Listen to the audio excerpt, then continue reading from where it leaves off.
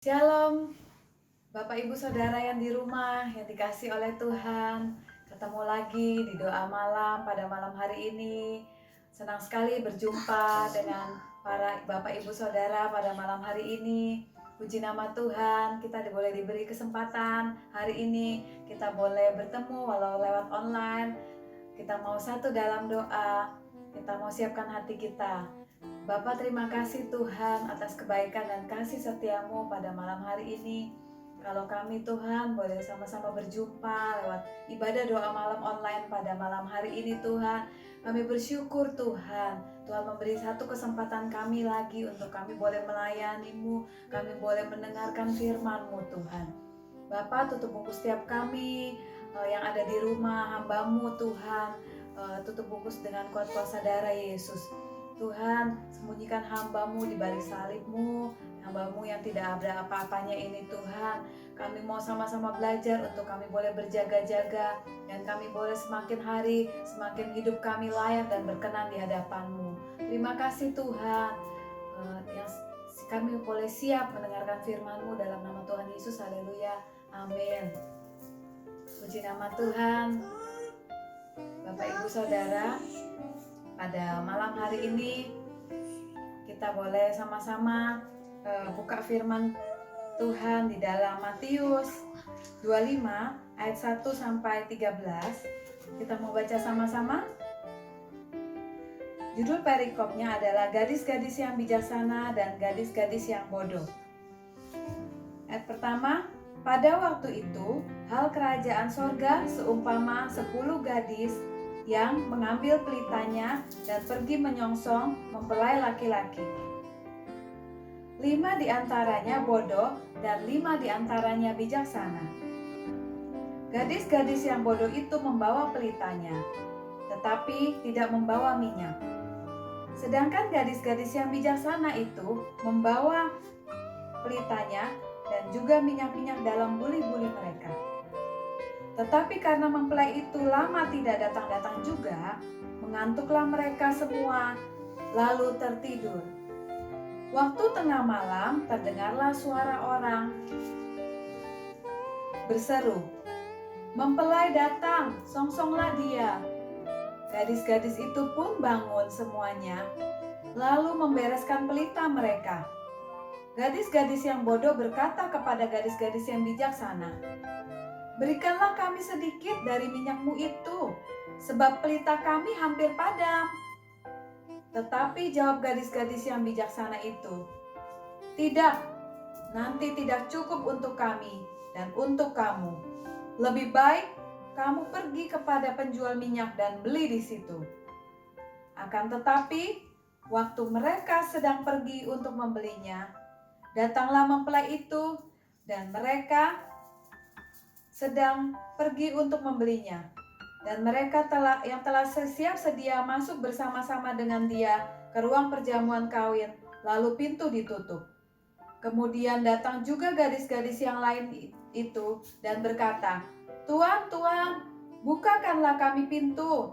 Tetapi ia menjawab, "Aku berkata kepadamu, sesungguhnya aku tidak mengenal kamu. Karena itu berjaga-jagalah, sebab kamu tidak tahu akan hari maupun akan saatnya." Puji nama Tuhan, saudara. Firman Tuhan yang luar biasa memberkati kita pada malam hari ini, biar benar-benar menjadi rema buat setiap kita, saudara. Nah, kenapa saya ambil tema berjaga-jaga ini pada malam hari ini?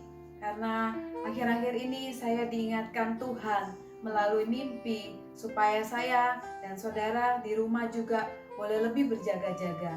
Bahkan 1 minggu yang lalu ketika saya berada di tempat wisata, tiba-tiba ada gempa yang dari Blitar itu sekitar 6, ya skala Richter. Saya pada saat itu terjadi gempa itu lagi duduk, saya juga nggak berasa apa-apa, tapi suami dan teman-teman semua, anak saya juga udah kerasa ada gempa. Terus orang-orang dari tempat wisata semua berbondong-bondong, geruduk, sampai semua atau yang kecil-kecil itu semua ditabrak, semua mereka semua mau keluar, beramai-ramai keluar. Nah, itu saya jadikan pengingat, sebagai pengingat atau teguran dan reminder buat saya dan buat kita semua yang ada di sini tentunya, bahwa kita hidup harus selalu siap berjaga-jaga, ya saudara. Kita harus selalu siap berjaga-jaga. Nah, berjaga-jaga itu apa saudara? Nah, yang saya belajar di sini, hidup berjaga-jaga adalah kehidupan orang Kristen yang pada akhirnya ketika Tuhan memanggil, didapati Tuhan hidupnya berkenan, hidupnya kudus, hidupnya ada di hadapan Tuhan, berkenan di hadapan Tuhan. Itu saudara yang saya dapati, hidup untuk berjaga-jaga. Seperti yang kita baca di dalam Matius 25 ini, kita boleh belajar sama-sama untuk menjadi 5 gadis yang bijaksana. Ya, gambaran 5 gadis bijaksana ini sebenarnya gambaran orang Kristen yang membawa bekal. Ya, aplikasinya apa buat kita semua sekarang ini? Ya, satu, kehidupan doa kita, hubungan kita dengan Tuhan, ya saudara. Kehidupan doa kita atau hubungan relationship kita dengan Tuhan itu sama artinya kalau saya mengartikan, mungkin saudara semua di sini ada yang dulunya pernah sebelum menikah pastinya pernah berpacaran ya. Nah, untuk di zaman now sekarang ini, kalau mereka ada yang suka sama seseorang, mereka itu akan cari tahu si A, misalnya nama si A ini, misalnya si nama Fania ini akan dia cari tahu di IG, di Google, di Facebook. Dia akan cari tahu foto-fotonya, keluarganya, bahkan fotonya ini pakai make up, yang ini belum pakai make up, yang ini keluarganya, adiknya, kakaknya, mamanya, papanya, semua kehidupan sehari-harinya dia ngapain aja, di scroll ke atas semua dia cari tahu semuanya ya. Nah, kehidupan kita itu sebagai anak Tuhan itu seperti itu. Kita kepingin mengenal Tuhan lebih lagi, mengenal lebih lagi ya, seperti waktu pacaran, cinta mula-mula ya.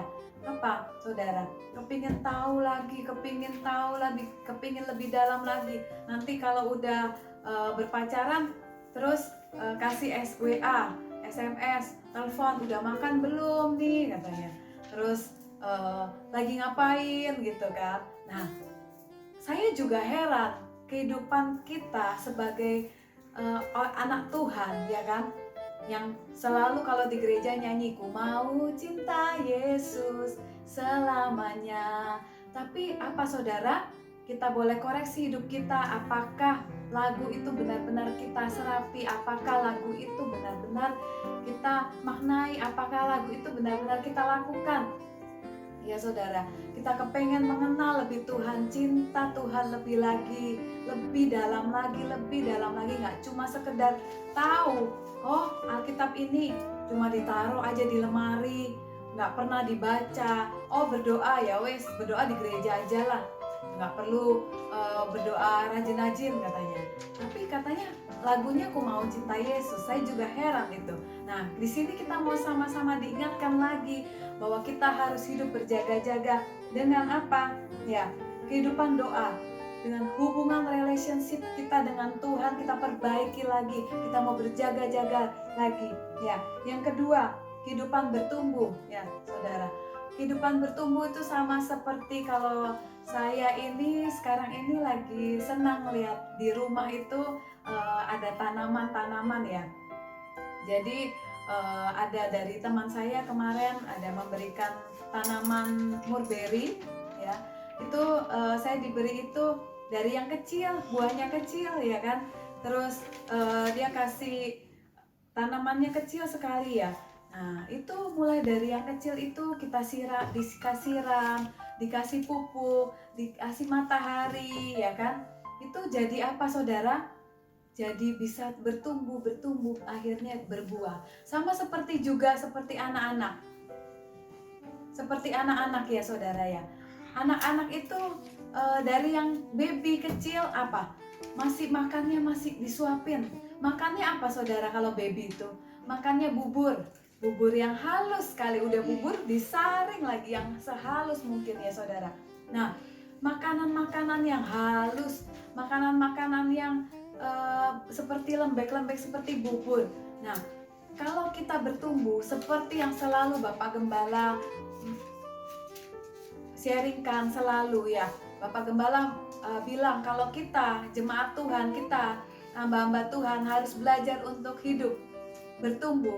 Rohani kita harus dewasa, bukan seperti anak-anak lagi. Nah, anak-anak itu kalau saya punya anak-anak di rumah ya kan, kalau makan waktu baby, makan yang halus-halus itu, kalau makan kasar sedikit tersedak ya saudara ya. Nah, ini kalau kita umurnya sudah besar, ya kan, misalnya anak saya yang kedua itu umurnya sudah belasan, ya kan, dikasih bubur yang halus sekali ya udah nggak mau saudara ya. Udah belajar makan nasi, makan ayam goreng, makan rawon, segala macam soto ya. Nah, anak-anak itu saya perhatikan kalau ditegur oleh orang atau temannya, dia akan gondok, dia akan ngambek, dia akan marah ya. Dia nggak senang hati. Tapi coba kalau orang dewasa kita tegur, ya kan? Misalnya, sorry, tadi itu rambutmu itu kurang rapi sedikit, bajumu miring sedikit. Nah, oh iya terima kasih. Kalau orang dewasa seperti itu. Tapi mungkin kalau anak-anak, ada temennya dia yang bilang, rambutmu tuh bangun tidur belum disisir ya, langsung dia ngambek, dia marah, dia gondok langsung, terus nggak mau lagi berteman dengan dia yang kasih teguran itu ya. Itu saudara yang membedakan kita rohani yang anak-anak dan rohani yang dewasa itu seperti itu. Kita makan makanan yang firman Tuhan yang benar-benar kita renungkan siang dan malam. Kita lakukan firman itu dengan tidak jemu-jemu ya saudara. Nah, terus kalau apabila firman Tuhan ini menegur setiap kita malah berbahagia. Oh, berarti Tuhan masih sayang sama aku ya. Tuhan masih memperdulikan aku.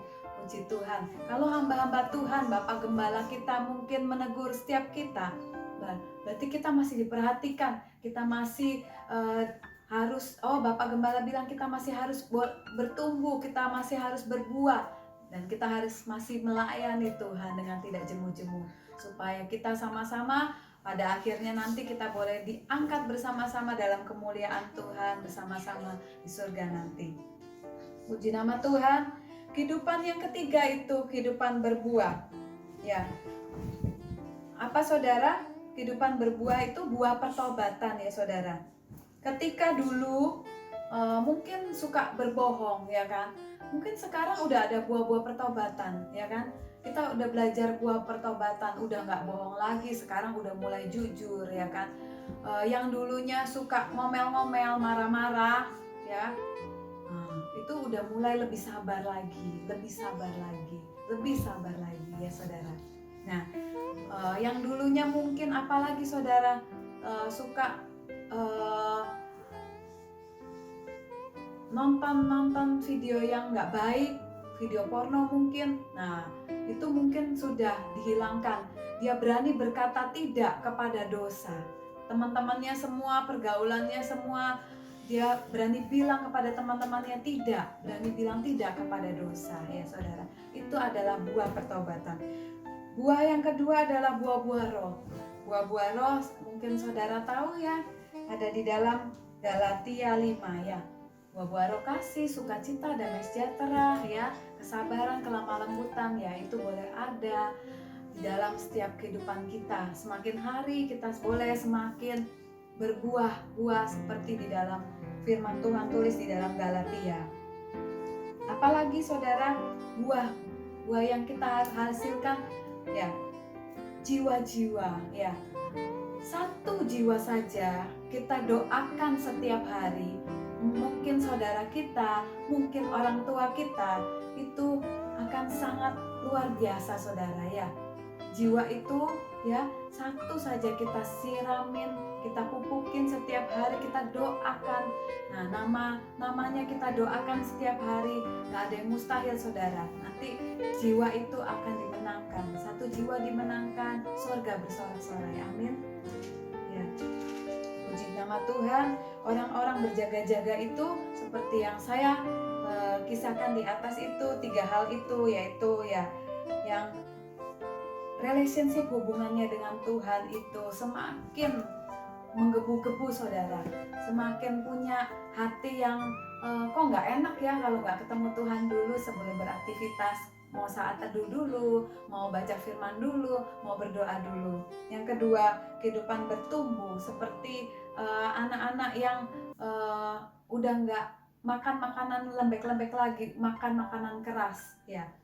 Nah, udah nggak gondok-gondokan lagi, udah nggak ngambek-ngambekan lagi, kita sudah dewasa.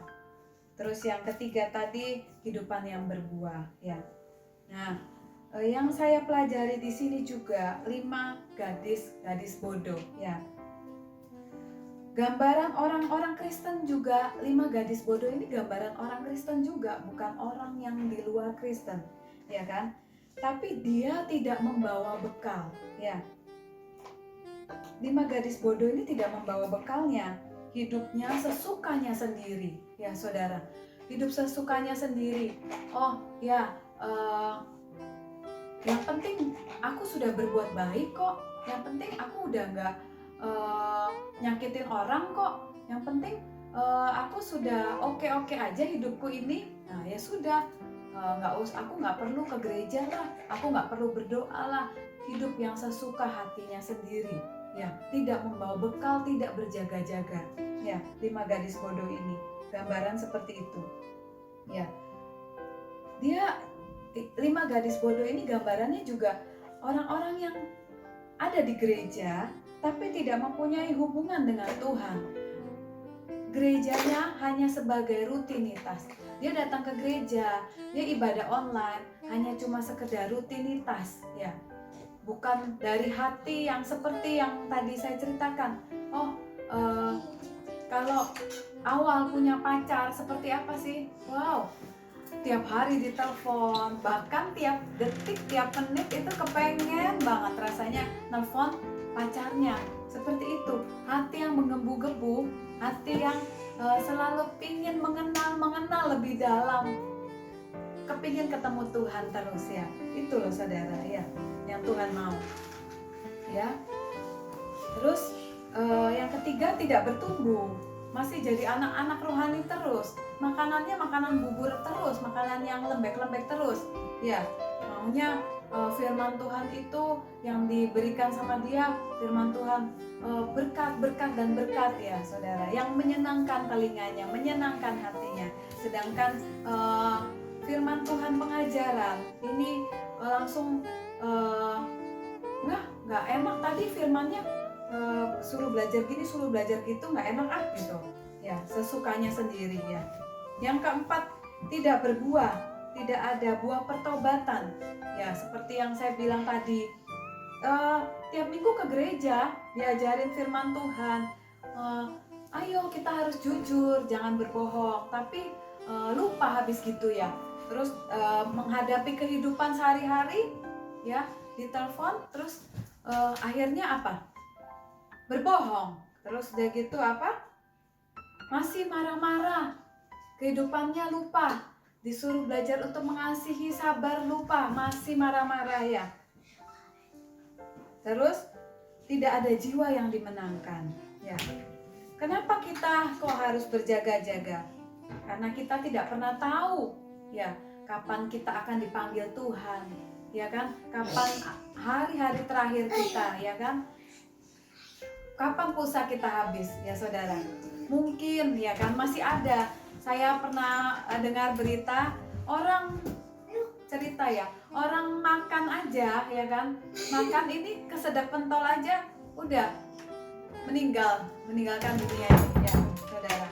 Nah terus kadang kita jalan, ada orang, saya dengar lagi baru-baru ini ada orang jalan di trotoar ya kan, terus ditabrak truk aja ya ya kan? Habis itu dia dipanggil oleh Tuhan, ya kan? Yaitu mengapa kita harus berjaga-jaga, karena kita tidak tahu kapan kita akan dipanggil oleh Tuhan, ya kan? Maka dari itu kita perlu berjaga-jaga. Nanti kita akan, waktu kita meninggal, kita dipanggil oleh Tuhan, kita akan didapati Tuhan berkenan di hadapan Tuhan, ya saudara. Kalau nanti Tuhan bertanya, apa yang sudah kamu lakukan untuk aku, ya kan? Kita sama-sama introspeksi diri kita sama-sama. Kita mau pertanyakan di dalam kehidupan kita. Nanti kalau aku dipanggil Tuhan, Tuhan bertanya, apa yang sudah engkau lakukan untuk Tuhan? Kita boleh jawab apa, saudara, masing-masing ini? Kita mau sama-sama refleksi, kita mau jawab sama-sama di dalam rumah, ya. Kita mau sama-sama lebih lagi introspeksi. Berbahagialah hamba yang ketika tuannya datang, kita sedang bekerja, ya. Paulus berkata, aku sudah menyelesaikan tugasku dengan baik dan sekarang telah tersedia mahkota bagiku di surga. Puji nama Tuhan, saudara. Pada akhirnya, ya saudara, kalau tugas kita di dunia ini sudah selesai, ya saudara, kita akan bertemu sama Tuhan, dipanggil Tuhan, dan kita akan diberi mahkota kehidupan oleh Tuhan. Puji nama Tuhan. Kita mau satu dalam doa. Kita mau tundukkan kepala, kita mau berdoa. Bapa, kami bersyukur Tuhan Yesus pada kesempatan malam hari ini.